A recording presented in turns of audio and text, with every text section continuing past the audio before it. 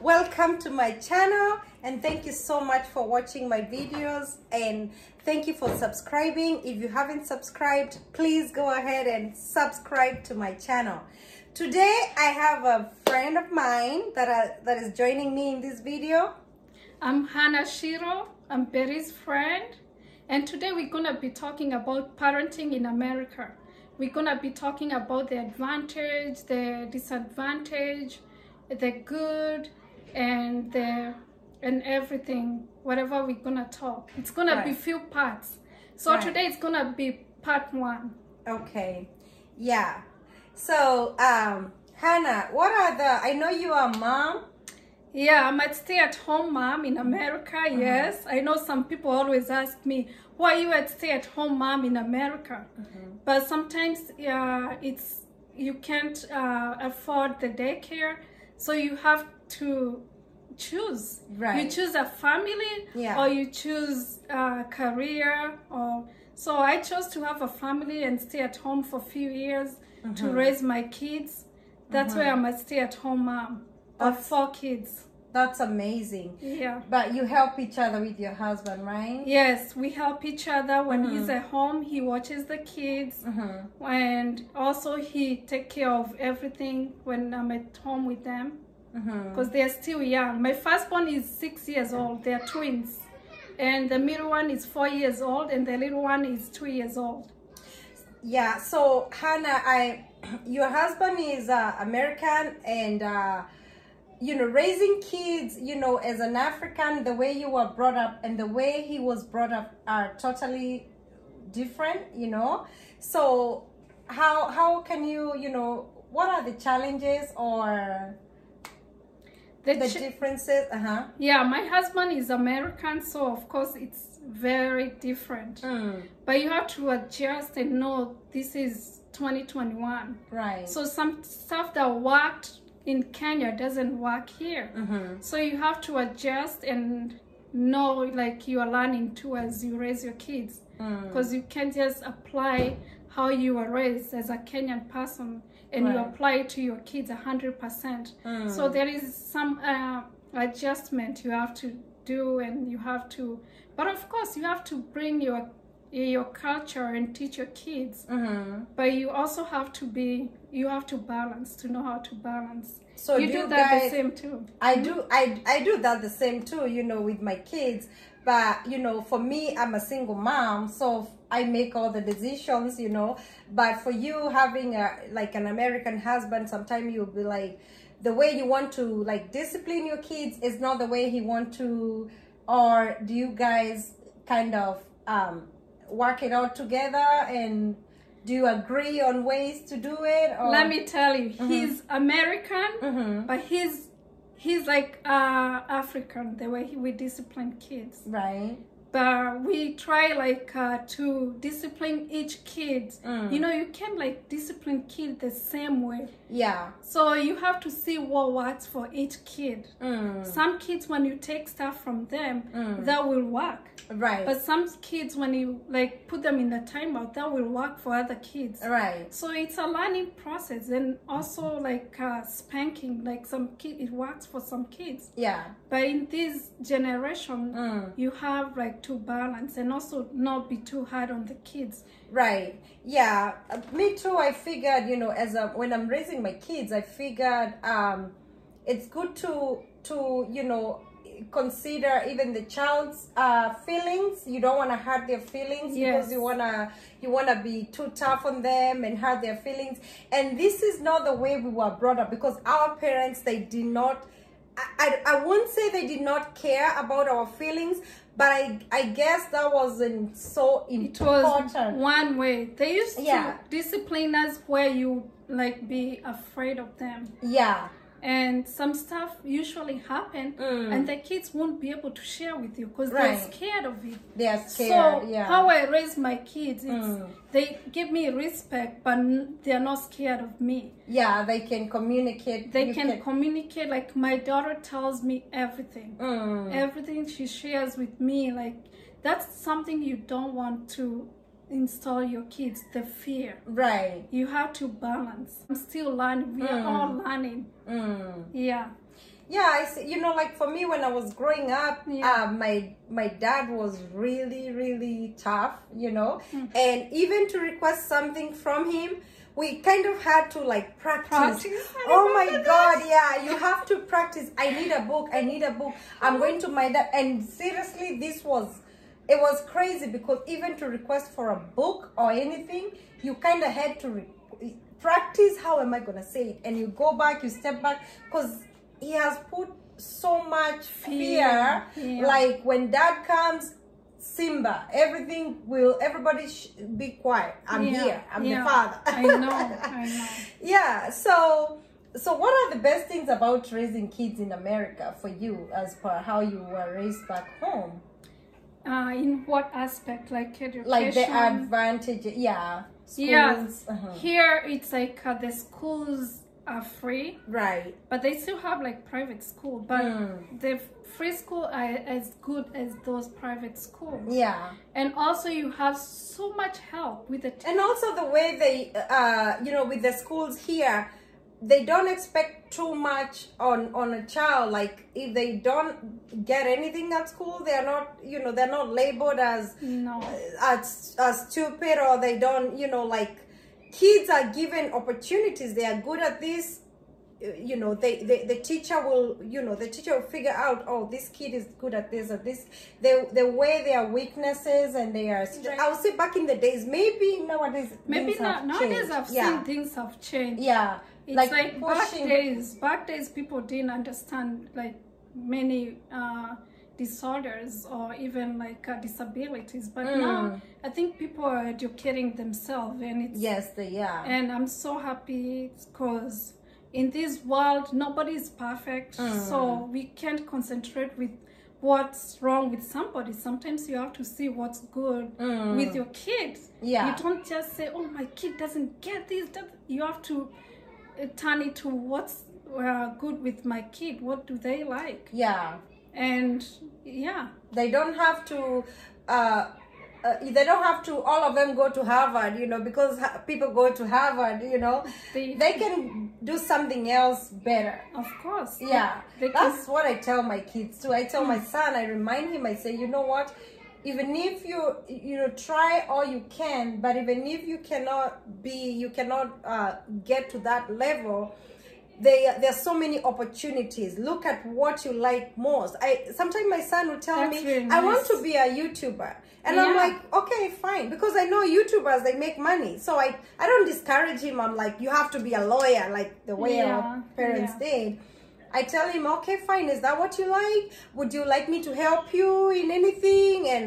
And sometimes he told me he want to do soccer, you know, he want to play soccer.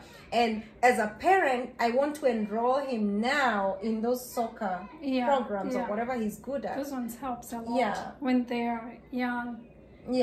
That's something with American too. They start kids when they're young, like even dancing schools. If you want to take your kids to dancing school, that's a plus. It does help. Anything your kid wants to try, let them try. They might like it, they might not. Some kids usually do it very well, and that's a plus in life. I wish we had that growing up, you know. Oh no. For me, when I was done with school, you're going to a secretarial course, and from the secretarial there's nothing else. You hustle for your own life. So what about food? Do you guys do you give your children like our traditional food? Because we have our own food, ugali or you know, kids are different. Some of my kids love ugali, some they don't. I don't want to push them. Oh, you have to eat this because it's African. So I let them, if they don't like it, of course when I cook meal I expect them to eat, but I'm not there like to push them like you have to eat ugali or you have to eat mokimo or because I cook this food is not going to be wasted, you have to so I let them like I usually most of the time I make something they all like because I don't want to make two meals, but most of them they like African food, especially my husband. He likes all food, African food. Oh yeah, I see. even, you know, what I figured with the kids, even when they go to school, they still eat this food. We like, us as African parents, we think, oh, this is not healthy, this is not healthy. We want to put so much healthy into our kids, but then the kids, they miss out, they go without. Okay, we have kids in the background. That's why I'll go get. You can continue. Hold on. Yeah, so guys, parenting anywhere, it's not easy, and anywhere in the world, it's not easy. And here in America, we don't have any help.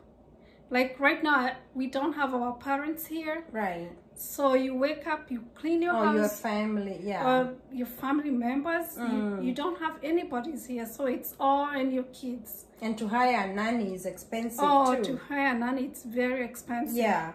Unless you have like a very good job. Yeah. And you can also, if you have a partner too, you can help each other. And for me, I chose to just be a stay-at-home mom and be there for my kids. It's different. Everybody is doing what they can to see their kids succeed, their kids safe, happy. So anything you're doing, just know you're doing well. Even those working moms, you're doing an awesome job, because there is nothing perfect. I usually feel guilty because I'm not working. I should be helping my partner. And some of my friends who work, they feel guilty because they're not at home with their kids. So in this parenting, you just have to be satisfied with what God has blessed you, because we can't win, or you can't be perfect. All you have to do is just thank God with what you are blessed with and love your kids. All kids are perfect, and all kids are good kids. Yeah. We have to pray for God to give us guidance. Right. And pray for our kids. Right. Every day, for protections, for God's favor. And also to grow to be good people. Right. Yeah. You know, it's very important to pray, because sometimes, you know, sometimes as a mother, I get like that, I get overwhelmed. I'm like, oh my God, I don't know, am I being a good mom to my kids? I ask myself questions, and sometimes I feel like I'm the worst mother my kids have ever seen. But at the same time, you know, you have to balance, because you don't want your kids, you don't want to let them do whatever they feel like also, and also you don't want to be too tough. So it's about praying to God to help you and to guide you. Yes. And it's a learning process, I would say, because we are not perfect, you know. And let's stop judging other kids. Yeah. Like, and judging other parents too. Yeah. Like you see some parents, they are with the kids, and the kids are misbehaving in public, and people judge them. Yeah. But that parent, you don't know what they're going through. Maybe that kid has some challenges. So we all pray with each other, support each other, and stop judging other parents. All we can do is pray for each other. Nobody is better than anybody. Nobody is better. Nobody. You're as good as other person. Right. So all we can do is just pray to God to guide us. Yeah, because I see some people, they go like, oh, you know, like wala watoto wa nani, you know, like those kids are naughty. But don't be like so and so. And you know, the things we say to our children, they hear them, and they know these things. Oh, don't be like so and so, daughter. Don't be and so. It's not good. It's not. Yeah, right. Comparing your kids, that's something kids. I'll never do. Like when growing up, they will be like, oh, why can't you be your why cousin can't you or be yeah. like this? Yeah. And that's something you can put on your kids. Don't pressure them to be like somebody else. Just guide them and let them be themselves. We want our kids to be better than us. Yeah, we want to give them a better life, no better than our parents did. And we're not saying our parents did not give us. They gave us the best. In fact, like the other day, I was thinking about this parenting thing, and I was thinking about my mom. I said, oh my gosh, you know, everything is on you. And, you know, like for me, how I was brought up, my dad, some of the things were like, he did not really he wasn't like there for some of the things, you know, like he thought like providing providing school fees and this is that's enough. Yeah. But then my mom on the other side, she had to kind of you know, and for entertainment or taking us places, or that was all on my mom. And that's overwhelming. And it's overwhelming. And even to raise kids, men sometimes they have this mentality of that's a woman job. And as long as I'm providing, then what? That's enough. They don't know you have to be there, like emotionally. Yeah. Support. That's very important. Yeah. And also, for me, I was raised by my grandmother because my mom used to work. She started working when she was 15. Right. So I'm an only child, but I was raised with my grandmother. And my mom worked. I even used not to see her. So for me, I'm doing something different. Right. She was a very good mom, but she's passed, but she was a very good mom. But she worked and worked and worked and worked. And guess what, guys? All her hard work is not helping me right now. Because that's why I'm a stay-at-home mom. You needed her there. I needed her because even if you're working and working, you just need to. So your time is more. As a parent, time is really important. That's what I give to your kids. Yeah, that's what I wished. Yeah. That's what I wish. Maybe that's why I'm decided to stay at home, because you may be working like my mom worked. Yeah. Right now, none of that is helping me. And it happens here in diaspora, you know. And I'm not blaming anybody, and I totally understand, but parents, and especially the mothers in diaspora, please balance between work and your children, because this money will never be enough. Yeah. You know, even as a stay-home mom, you don't get this money, but the time you're giving to your parents, your children, is precious. Yeah. So working moms should balance between work and their kids. It's very important to take time off a lot because of your children. Be there. If you're taking your kids to a football game, be there when they practice. You know, it's very important. Because that time will never come back. Oh, they grow so fast. When it's gone, it's gone. And sometimes we try to be present. I know you have a lot, like chores. You wake up and the house is a mess, and you're like, ignore the kids and do your chores. You do your chores, and guess what? It gets dirty again. Oh, I have learned to ignore the chores, you know, because they'll never get done. And this is something, when you go to someone's house and you find a house it's messy, please don't judge them. As long as someone is able to wake up, because there is this postpartum depression. You wake up, you have energy, but your mentally it's not there. You're not able even to pick a cup and put it in the sink. So let's not judge people, because you don't know what that person is going through. You can give a hand of help, but if you can't help, don't talk about them, because you can break someone without even knowing. So let's be there for one another. In this world, we need each other. Everywhere, even in Kenya, we need one another.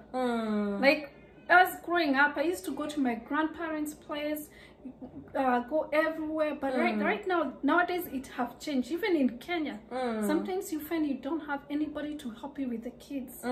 So let's not judge people and be there for one another.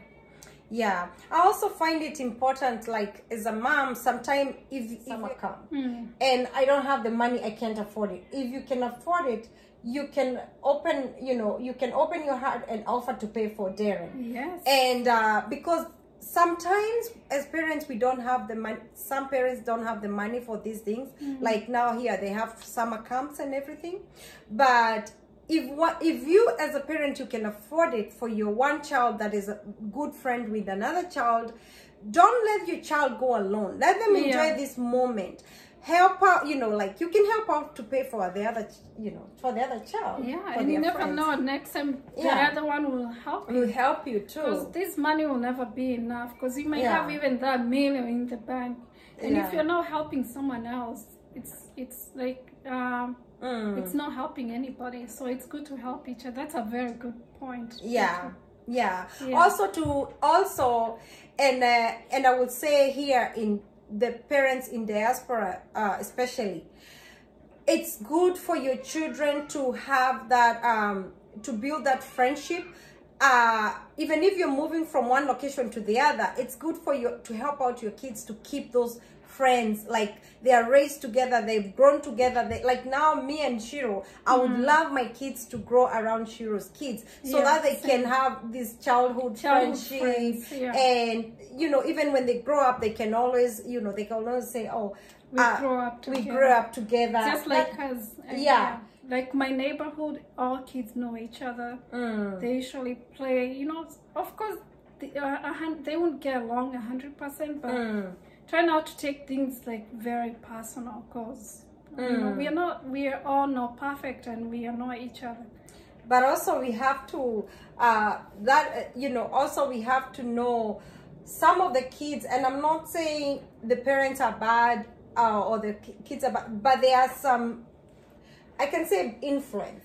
The friends they have, you have to watch, are they influencing them in a good way or in a bad way? Yeah, get to know the parents too. Yes. Because in my neighborhood, like, I hang out with the neighborhood, the parents, so I know their character and how they usually raise the kids. Yeah, so when even I'm not there, I know how they are. And also, you know them. Don't put it on other people's kids. Raise your kids, like, put those models in your kids. Yeah, like, for example, if my kids go outside and they tell me, oh, this kid was telling me to do something, but I didn't, you know. So, and just, they can't be perfect. Just pray for the kids and just teach them and pray to God. Yeah, pray for your kids. Anyway, guys, we won't make this video too long. Yeah, we'll come back and talk about other stuff. Yeah, and we have a lot to share. So much. Like, even how we grew up. Yeah, like mine is, it's complicated. How I story. Yeah. Oh my God.